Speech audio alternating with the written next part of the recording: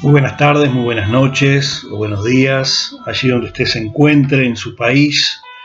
Quien les habla es el apóstol Raúl Ponce, el Ministerio Apostólico de Avivamiento Internacional. Tenemos una iglesia allí en la ciudad de Lascano, en el departamento de Rocha, en Uruguay.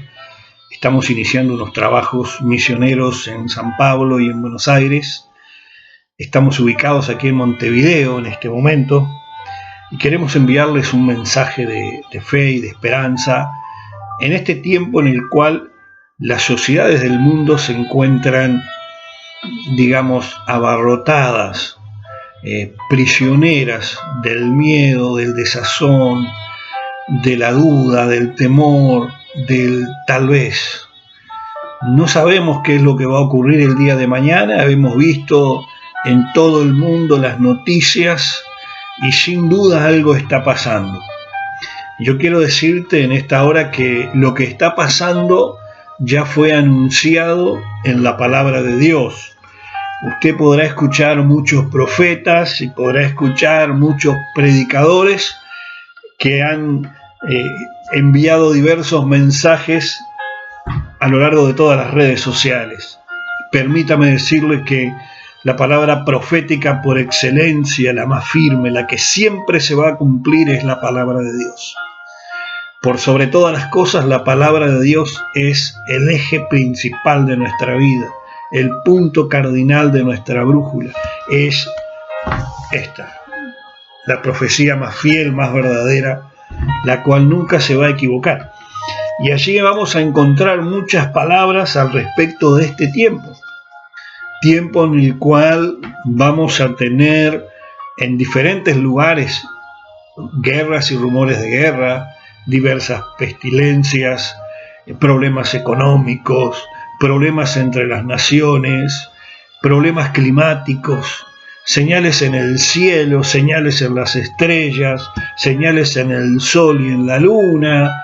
Es solamente mirar por la ventana y ver lo que está ocurriendo a nuestro alrededor. Quiero saludar y aprovechar para saludar a los pastores que me han escrito y me han pedido que les envíe un saludo y un mensaje. Quiero aprovechar este mensaje, enviárselo a una iglesia del pastor Silvera, allí en la ciudad de Maldonado, Uruguay, y también para nuestra congregación allá en Lascano y nuestros hermanos en Buenos Aires y en San Pablo.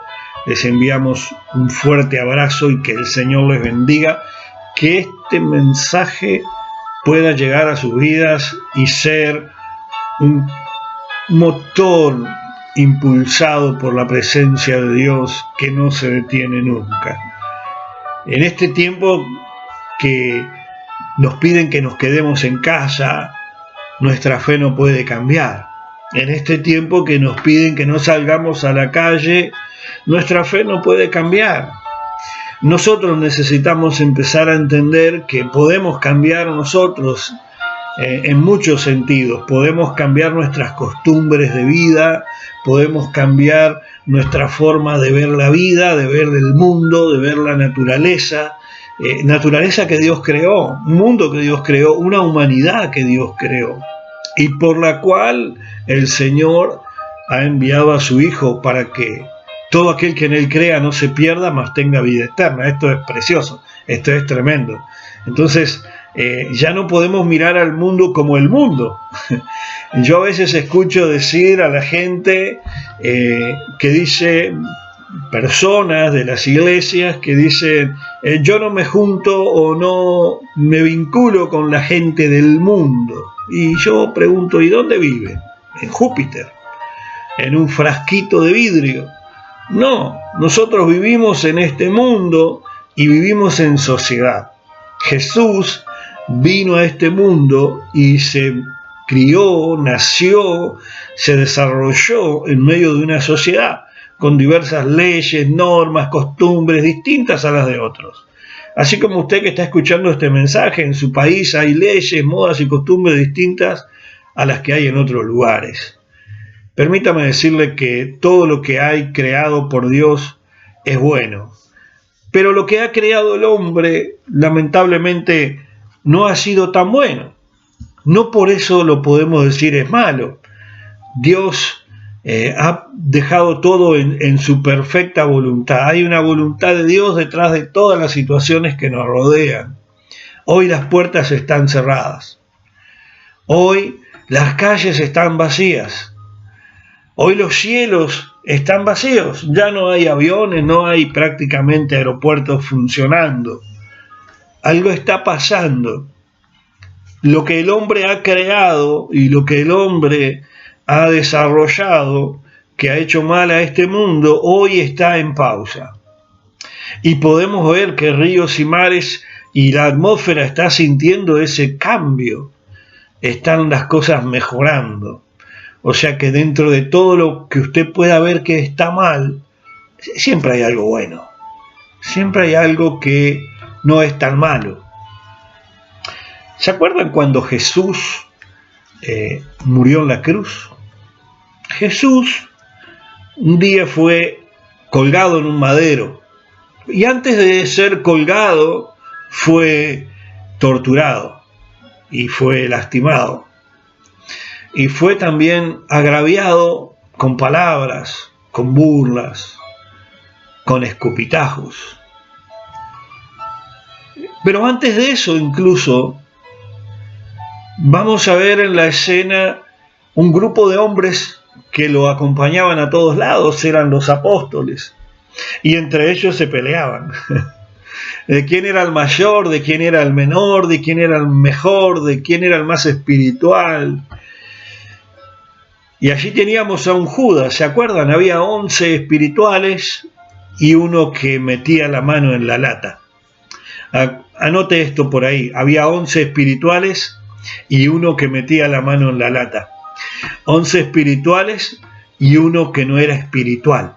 11 que tenían fe y uno que no tenía fe, porque iba por su propio beneficio. Él seguía a Jesús por sus propios intereses personales. Pero hay algo que los engloba a todos. Los 12 eran hijos de Dios. Los 12 eran discípulos del Maestro. Los 12 eran apóstoles. Cuando Jesús envió en la misión de los 12, los envió a los 12. Envió a los 11 espirituales y envió a aquel que metía la mano en la lata. Cuando volvieron los 12, ustedes se acordarán la historia, que Jesús los rezongó y les dijo: ¿hasta cuándo los voy a soportar? Porque se acuerdan que Jesús les había dicho que vayan y salen enfermos y echen fuera demonios. Y apareció un hombre diciendo: le llevé a mi hijo a tus apóstoles y no pudieron sacarle el demonio. Entonces Jesús los mira y le dice: pero bueno, y al final yo a qué los mandé. Es interesante esto, es interesante. Ese Jesús pasó todas estas situaciones con un grupo de hombres los cuales él intentó enseñarlos de la mejor manera, darles lo mejor de sí mismo.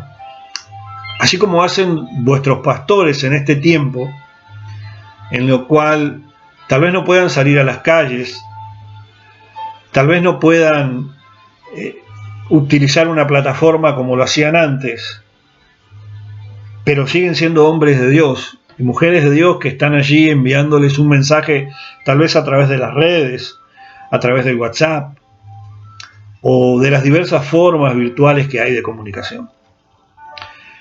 El pastor siempre va a representar a ese Jesús que estuvo con esos 12. Y dentro de esos 12 habían 11 espirituales y uno que metía la mano en la lata. Qué interesante. ¿Se acuerdan que después ese que metía la mano en la lata fue el que después traicionó al Señor? ¿Lo recuerdan?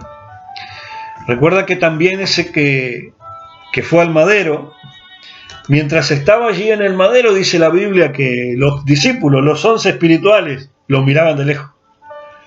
Estaba solo el apóstol amado a los pies del Señor, con la madre de Jesús. Interesante esto. No siempre vamos a tener a los 12 con nosotros. Pastor que me estás escuchando, no siempre vamos a tener a todo el equipo de confianza a un 100%. Muchas veces nuestra gente de confianza va a estar triste, angustiada, desanimada, con miedo.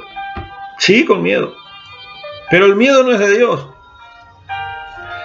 Yo le puedo asegurar que el miedo es creación de Dios y no de Satanás, porque Dios creó al hombre a su imagen y semejanza. Y el hombre tiene miedo, el hombre tiene temor. Incluso Dios nos enseña que debemos temerle a Él. O sea que el miedo tiene una función de preservación, ¿verdad? Y tiene una función de honra. Mi miedo, mi temor honra a Dios, porque temo a Dios, le obedezco. Y cuando Jesús se había ido, antes de irse él dijo: yo vuelvo, ustedes espérenme que yo vuelvo.